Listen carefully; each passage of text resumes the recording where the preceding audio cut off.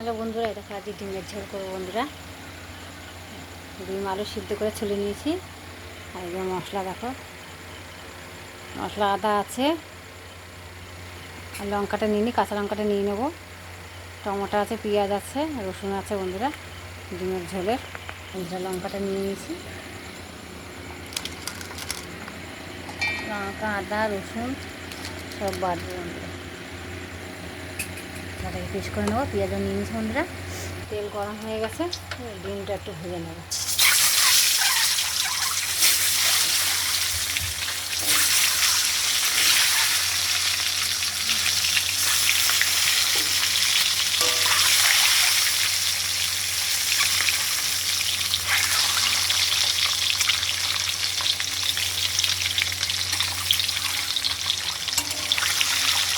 একটা ডিম ফুটে গেছে,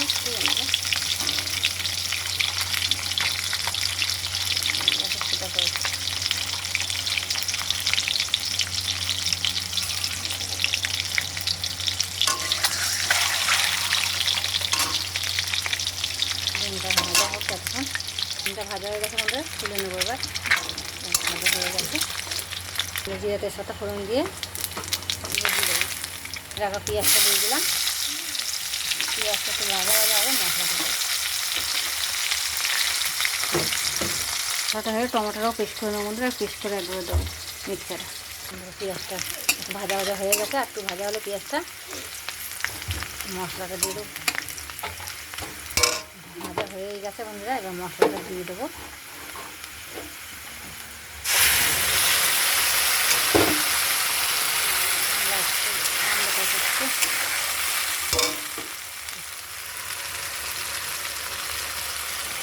টমেটোটা একবারে পেস্ট করে দিচ্ছি বন্ধুরা। মশলাটা ভালো ভালো করবো, হলুদটাও দিয়ে দিলাম একবারে।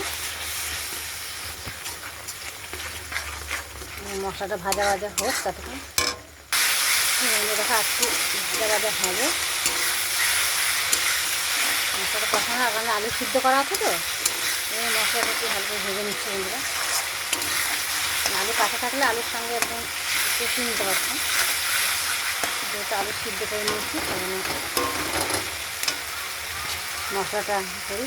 ভাজাটা করা হয়ে যাচ্ছে, আর একটু হবে ভাজা।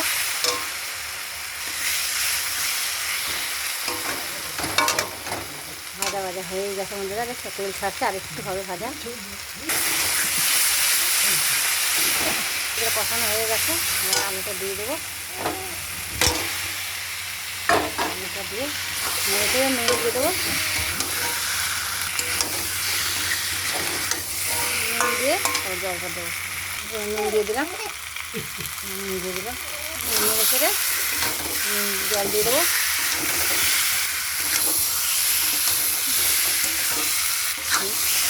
কষানো হয়ে গেছে, এবার জল দিয়ে দেবো। ডিমটা দিয়ে দিলাম, জল দিয়ে দিলাম, ফুটলে হয়ে যাবে। জলটা দিয়ে ঢাকা দিয়ে রাখবো বন্ধুরা। আমি সিদ্ধ করা আছে, ফুটলে নামিয়ে দেবো, হয়ে যাবে।